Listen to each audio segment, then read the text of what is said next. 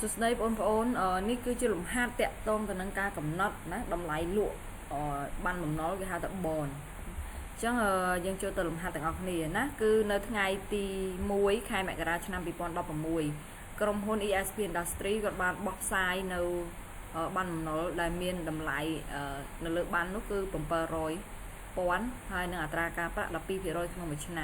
ำให้ไงกำนัดนั่นคือไงตีมวยแค่แม่กระดาษแต่มาดองในกดลุจันนะจันทรายอัตราการประได้หนึ่งดอจูนคือจีเรียงคือดอไซส์ปีปอนจีเรียงรอชอมีคือมีในทางดอจูนในไซส์ปีปอนในไงตีสามสับคายมีตัวน้าหนึ่งไงตีสามสับมวยธนูจีเรียงรอชนำแต่ตรงตัวนั้นระยะไปmaturity บ่วีคือบ้านของเรานั้นคือไงกำหนดคือมีระยะไปเราตัวดอกใบชนำจำพวกต้นมีในทาง market yield สำหรับบอลในเลือตีฟ้าสำหรับอัตราการปรับตีฟ้าคือมีดอกบุญเพียรอยขนมชนำจำพวกบ้านของเราแต่งสตรองนี้ตระบานลุกนะแต่งคือตระบานเชนไซลุกให้บ้านติ้งได้กรมหุ้น ESP Investment จังตาสนุสุธาตาดำตายังกูแต่ลุกบันบ่มนอลได้มีน้ำไหลจะรับคอมเปอร์รอยป้อนอัตราการประดับปีเพียร้อยในเลือกบ้านให้ได้มีในอัตราการประตีซาละบุญเพียร้อยให้ระยะปีไม่ใบชนะตายังลุกนกปีนี้เอาtừ ESP Investment ประมาณนะ Industry ESP Industry จะกำหนดกำไรประมาณใบลุกเอา ESP Investmentจังโยนตามรูปมนต์แกเอาเยิงกำหนดดำไหลบ้านของเราคือเตาโยก present value หรือบอก principal payable at maturity ไม่แน่ดำไหลไฟหาเมาบอกวีนั้นรอ present value บอกไฟหาเมาตะโบช่วยมวยนั่งpresent value หรือบอกอัตราการประจิสัจประจิเรียงรอเลยผลิตในมวยได้ยังบังชุนอัตติจุนนะจังบอลนี้คือมีลักษณะพิเศษตรองทาการประยังบังเอาเกจิเรียงรอไม่แน่เทบังเทแต่ตามการกับนาตีเขาแต่จิตใจมีชอมีหรือก็จิตฉนามปันใต้ยังบังเทหรอโหดอนมาชูริทีเด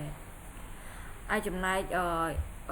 principal คือไฟหมาคือชื่อดำไหลได้ยังบังไอเกจงกรอยในในทานเอาไปดอลการกำนัดยังถือซองคือแต่ออกได้ไล่แตะตรงตึงนั่งผลิตในมวยได้ยังกำนัดน้องเลยcáchสัญญาถ้าดอลเจียการประนุคือยังเถิบดอลเกจิสัจประเรียงรัวอาจจะไตรมิชอมิหรือก็จิฉนำนะอาศัยติดตามการกำหนดโอเคจังยังประต่อต่อเตียนจังนี่จีรูปมวลนะยังเถิบศึกษา present value หรือบอก principal หรือ present value หรือบอก interest แค่ interest บ่าวโอเคจังตายยังมีรูปมวลอย่างไรจังแตะตรงตัวนั่งรูปมวลในการกำหนดการประคือยังปลาในหาทาแค่ interest แม่ใส่สปีปอนด์ล้านะใส่สปีปอนด์ล้านี่กับปุ๊บบ่ยังกิจจิฉนำเต้าเวทเถิบ84 ปอนด์นะเลยซาผมเปิดรอยป้อนคนต่อปีผีรอยเป็นใต้เลยซายังกิจจิชอมีตามฉบับมายังคือยังดัชนีอันยูมีในทางชอมีจังมีในทางดับปีผีรอยจิชนะบ่มใบเตยจีชอมีมีในทางชนะมาชอมีทุ่มมาโต้จังยังเถิดใจดับปีผีรอยใจปีประมวยผีรอยจังประมวยผีรอยคนใส่ผมเปิดรอยปอนก็คือเคยใส่สปีปอนนะจังมาชอมีใส่สปีปอนโอเคจังยังโยนำลายcase interest นั้นได้ยังโยอัตราการประตามกิจสัญญามีในทางโยงตามการบ้องมีในชอมีนั้นประมวยผีรอยคนตั้งเพย์แฟมเอาเปิดรอยปอนนั้นโยมาคนช่วยมวยนั่ง present value ordinary annuity of $1นะโดยยังกำหนดวีนั้นannuityได้มีระยะไปประมวยชอมีให้นั่งอัตราการประขนมการปราประยังมันปรา state rate แต่ยังปรา in cái hạt market rate คือยังโยดอกบุญเพียรอยของชน้ำใจ1 ปีก็คือผมไปเพียรอยเพื่อยังศึกษายังเถาโยกอัตราการปรับตีซาได้ซาวิเตะตรงถึงนั่งเลยcái hạt tha banบำนาญเป็นการ discount นะลูก discount rate บอกยังเทียบtrênตีซาโอเคจังยังศึกษาตามจัดสไลด์มั้งยังเคยทำยัง discount ลงมานะ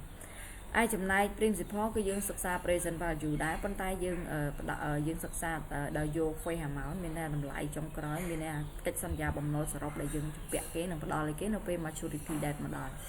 คือยังซองเปิดรอยป้อนนะจังยังโยกไฟหาเมาส์นี้มาคนจมูกหนึ่ง present value of compound interest of $1นะจังยังโยมาจังยังโดยนี้ยังปลาชอมีวิสรบ 3 ឆ្នាំគុណ2 6ឆមាសហើយនឹងយក rate របស់ market rate ណាគឺ 14% ចែកនឹង2ទៅជាឆមាសគឺ 7%អញ្ចឹងមូលហេតុអ្វីបានជាយើងសិក្សា interest តាមអានវិធីមូលហេតុគឺចេះដោយសារតែជារៀងរាល់ឆមាសនីមួយៗគឺយើងត្រូវបង់ឲ្យគេថេណាការប្រាក់ថេអញ្ចឹងយើងត្រូវយករូបមន្តអានវិធីណាឯចំណែក principle វិញគឺយើងប្រើមានន័យថាយើងប្រើដែរប៉ុន្តែយើងប្រើ compound interest ដោយសារថាវាបកគោទុកណាបកគោទុកជារៀងរាល់ឆ្នាំរហូតដល់ចុងគ្រាទើបយើងយកសរុបអញ្ចឹងវាន័យថាការប្រាក់ខ្លាយទៅជាប្រាក់ដើមណាអញ្ចឹងរហូតដល់3ឆ្នាំទៅគ្រប់ប៉ុន្តែយើងត្រូវគិតឆមាសដោយសារលក្ខខណ្ឌមានន័យថាកិច្ចសន្យាយើងគឺកំណត់គឺ semi annual ណាអូខេអញ្ចឹងយើងចូលទៅក្នុងការកំណត់រូបមន្តទាំងអស់គ្នាអញ្ចឹងនេះគឺជាតម្លៃតែកិច្ចនាមមិនខ្លះអញ្ចឹងរូបមន្តវានេះអញ្ចឹងខ្ញុំបានបញ្ជាក់មិញហើយណាអញ្ចឹងខ្ញុំគឺយើងយក42យើងយកឥឡូវយើងយកនៅក្នុងនេះយើងយក present value principal មុនអញ្ចឹងមានន័យថាយើងយក compound interest មកអនុវត្តអញ្ចឹងមិញមាន face amount វា 700,000 មានន័យថា future value វា 700,000 ហើយណាហើយគាត់យើងចែកជាមួយយើងត្រូវប្រើ present value $1 មកណានេះ present value $1 របស់ហើយមានន័យថា present value របស់ compound interest $1 របស់ principal ហ្នឹងគឺឆមាស6ហើយនឹងការប្រាក់ 7% អញ្ចឹងយើងយក future value វាគឺ 700,000 ចែកទៅនឹង1បូក 7% ស្វ័យគុណ6ណាអានេះគឺ present value របស់ principal ណាគឺជា face amount ហើយចំណែក present value របស់ periodic interest អញ្ចឹង future value វាគឺ cash interest នឹងឯងហើយខាងចកោមនេះគេហៅថា present value of $1 ណាអានវិធីតាមអានវិធីអញ្ចឹងយើងចូលមកគឺមានន័យថាអានវិធីរបស់6ឆមាសហើយអត្រាការប្រាក់ 7% ណាអញ្ចឹងរូបមន្តអានវិធីមានន័យថាយើងត្រូវការពិតវាមានការបកស្រាយតាម speed tonimate ណាទៅយើងអាចដោះស្រាយចេញរូបមន្តនេះប៉ុន្តែដោយសារតែមេរៀននេះយើងធ្លាប់បានរៀននៅក្នុងមេរៀនគេហៅថាមានគេហៅថាគណិតវិទ្យាណាសេដ្ឋកិច្ចគណិតវិទ្យាក៏ដូចជាមេរៀនfinancial management កម្រិតដំបូងហើយនឹង corporate finance ដែរណាអញ្ចឹងមានណែនាំតិចទេណានៅក្នុងមេរៀនទាំងអស់ហ្នឹងប៉ុន្តែដែលធំជាងគេគឺនៅក្នុងមេរៀនគណិតវិទ្យាសេដ្ឋកិច្ចអូខេអញ្ចឹងឬក៏ financial mathematics ណាអញ្ចឹងយោងទៅតាមរូបមន្តនេះខ្ញុំយករូបមន្តបង្ហាញផ្ទាល់តែម្ដងអញ្ចឹងនេះគឺជារូបមន្ត present value of principal ហើយនេះ present value of interest ណាអញ្ចឹងយើងយកមកគឺ face amount ណា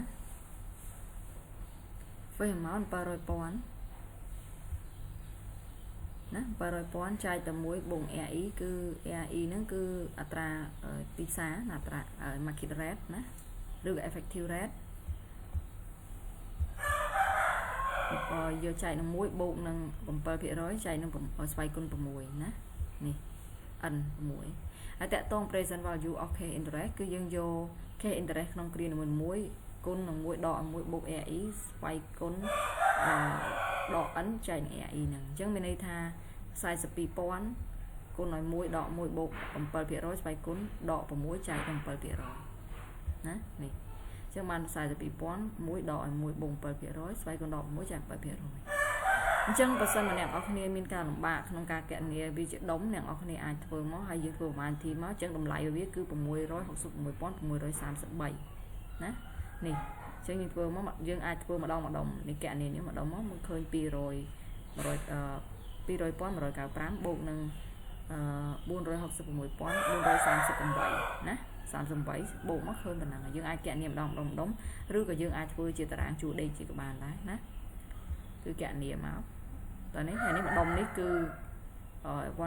មានន័យថាអានវិធី present value អានវិធីអស់$1អត្រាការប្រាក់ 7% ក្នុងរយៈពេល6ឆមាសណាហើយនេះវិញគឺ principal គឺយើងយក 700,000 គឺ face amount គុណឲ្យនឹងមានន័យថា present value of compound interest $1 ណា 6ឆមីហើយនឹង7%ក្នុងមួយឆមីអត្រាការប្រាក់ណាប៉ុន្តែយើងត្រូវចាំអត្រាការប្រាក់គឺយក market rate ណាអូខេអញ្ចឹងនៅក្នុងវីដេអូនេះខ្ញុំសូមបញ្ចប់ហើយសូមអ្នកនរគ្នាចងចាំនៅរូបមន្តនេះអញ្ចឹងដើម្បីសិក្សា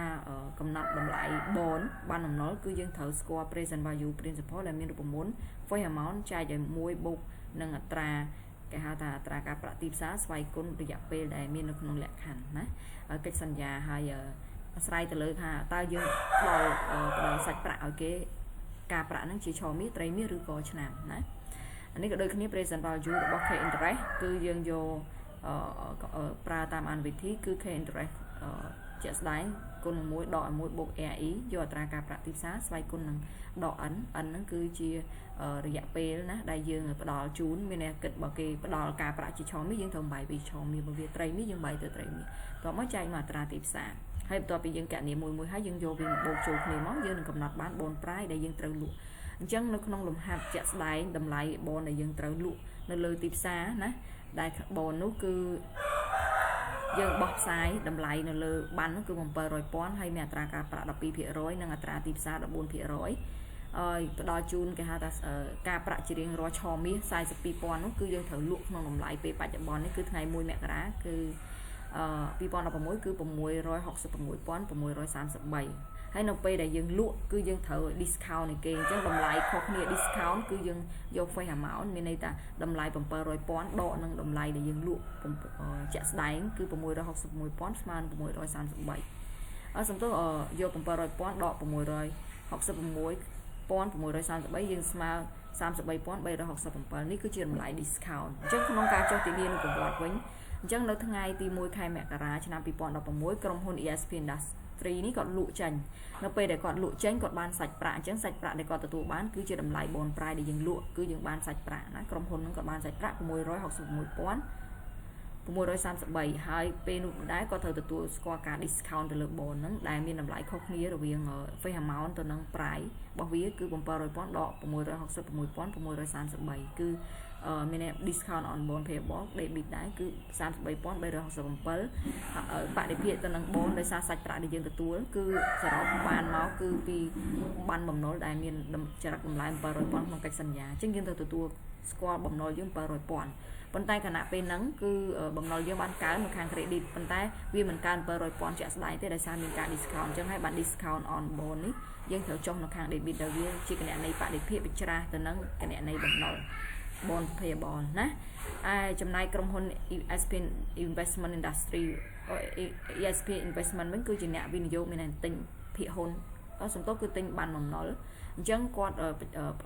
ចេញលុយអញ្ចឹង case គាត់មានលក្ខណៈហ៊ានវិជ្ជាតិចឃើញ case គាត់មកខាងក្រោមវិញគឺ credit ថយចុះ 661,633 ដែលឡែកតាក់ទងទៅនឹង discount មានន័យថាហេតុអីបានគាត់ត្រូវទិញបានបំណុលបានតែតម្លៃ 666,633 ដោយសារគាត់ទទួលបានការ discount bond ហ្នឹងគឺ 33,367,000 ណាអញ្ចឹងតម្លៃ bond ដែលគាត់ធ្វើឲ្យសាច់ប្រាក់គាត់ហ្នឹងចេញតែប៉ុណ្ណឹងនេះជាការ discount ទៅលើ bond នោះណាហើយចំណែកទ្រព្យសម្បត្តិដែលគាត់ទទួលបានពេលដែលគាត់ចេញលុយ 661,633 គាត់ទទួលបានបានបំណុលជាម្ចាស់ណាគាត់មានភាពជាម្ចាស់បានបំណុលហ្នឹងគឺកើនឡើងនៅខាង debit ជាទ្រព្យវិញកន្លែងនេះណា 700,000 វិញអញ្ចឹងចំពោះក្រុមហ៊ុន ESP Industry bond ដែលគាត់បោះផ្សាយវាជាបំណុលរបស់គាត់ដែលត្រូវទទួលខុសត្រូវប៉ុន្តែ ESP Investment គឺជាអ្នកទិញបានបំណុលគាត់ជាអ្នកវិនិយោគអញ្ចឹងគាត់មានភាពជាម្ចាស់អញ្ចឹងបានបំណុលនោះមិនមែនជាបំណុលរបស់គាត់ទេប៉ុន្តែវាជាទ្រព្យសម្បត្តិរបស់គាត់ណាអូខេវាប្រហាក់ប្រហែលទៅនឹង account payable account receivable ដែរណាអូខេអញ្ចឹងអរគុណចំពោះការគ្រប់គ្រងហើយនឹងការយកចិត្តទុកដាក់ស្ដាប់តាំងពីដើមដល់ចប់ហើយប្រសិនបើអ្នកនរគ្នាមានចម្ងល់អាចសួរបានប្រអត់ទេអ្នកគ្រូសូមបញ្ចប់ទៅត្រឹមហ្នឹងណាអរគុណច្រើន